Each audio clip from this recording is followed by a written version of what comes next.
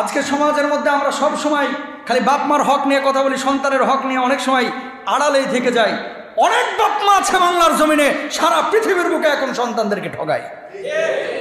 যেটারে একটু পছন্দ করে এটারে সব লিখে দিয়ে যায় চুপ করে, আর যেটারে ভাল লাগে না এটা মরুক, তোরা কিচ্ছু দিতাম না। কথা বলেন না কেন?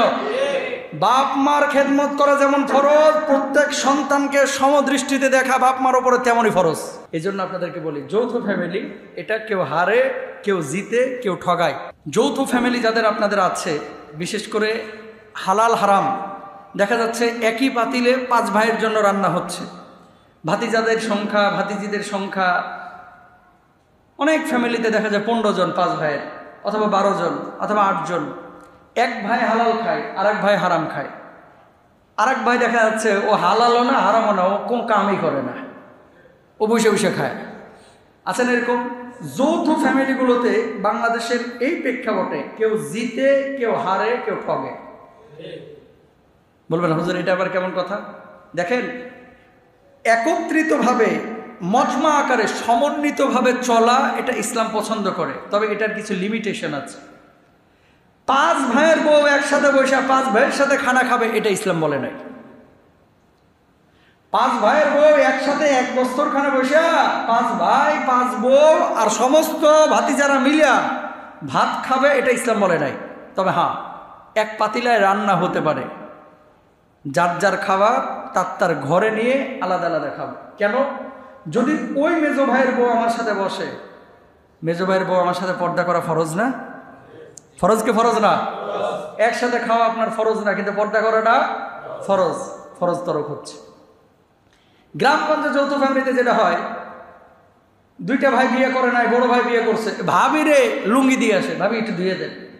কখনো কখনো ছোট প্যান্টটাও দিয়ে আসে, ভাবি একটু ধুয়ে দিয়েন। হারাম। কি এটা? জোরে বলেন কি? আরে বেটা বিয়ে করছে তোর খেদমত করার লাগে, তোর ভাইয়ের খেদমত করার লাগে না, এটা বাংলার মানুষ বুঝে না। তোমার বাপ মার খেদমত করতে পারে, তোমার ভাইয়ের খেদমত তোমার বউ করাটা জরুরি না, এটা ইসলাম বলে না।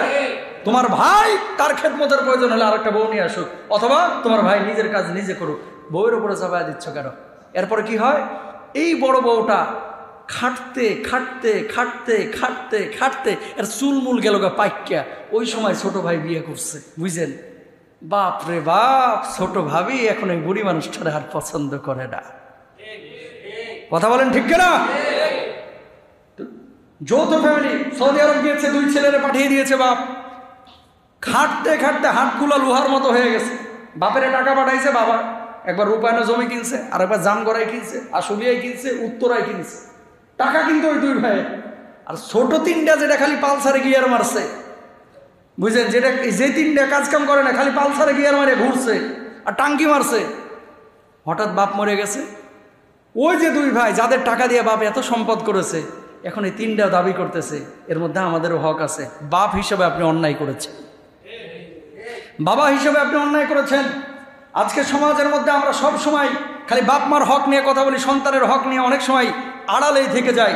অনেক বাপ মা আছে বাংলার জমিনে, সারা পৃথিবীর বুকে এখন সন্তানদেরকে ঠগায়। 2-4 জনরে ভালো রাখে, যেটারে একটু পছন্দ করে এটারে সব লিখে দিয়ে যায় চুপ করে, আর যেটারে ভাল লাগে না এটা মরুক, তোরা কিচ্ছু দিতাম না। কথা বলেন না কেন? বাপ মার খেদমত করা যেমন ফরজ, প্রত্যেক সন্তানকে সমদৃষ্টিতে দেখা বাপ মার ওপরে তেমনই ফরজ। এটা বাপ মার আদালত, আল্লাহর আদালতে দাঁড়াইতে হবে। প্রবাস জীবনে যারা আপনারা আছেন এবং বাইরে যারা, এই যে ঢাকায় যারা কাজকাম করতে এসেছেন, আবারও বলি, সব টাকা কখনো বাড়িতে দিবেন না।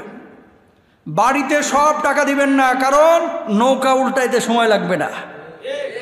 আপনি হয়তো বা ভালো নিয়তে দিবেন, এই যে দিচ্ছেন 20 বছর ধরে, প্রবাস থেকে যারা টাকাগুলো পাঠাচ্ছে ঠিকই আনন্দ ফুর্তিতে চলতেছে।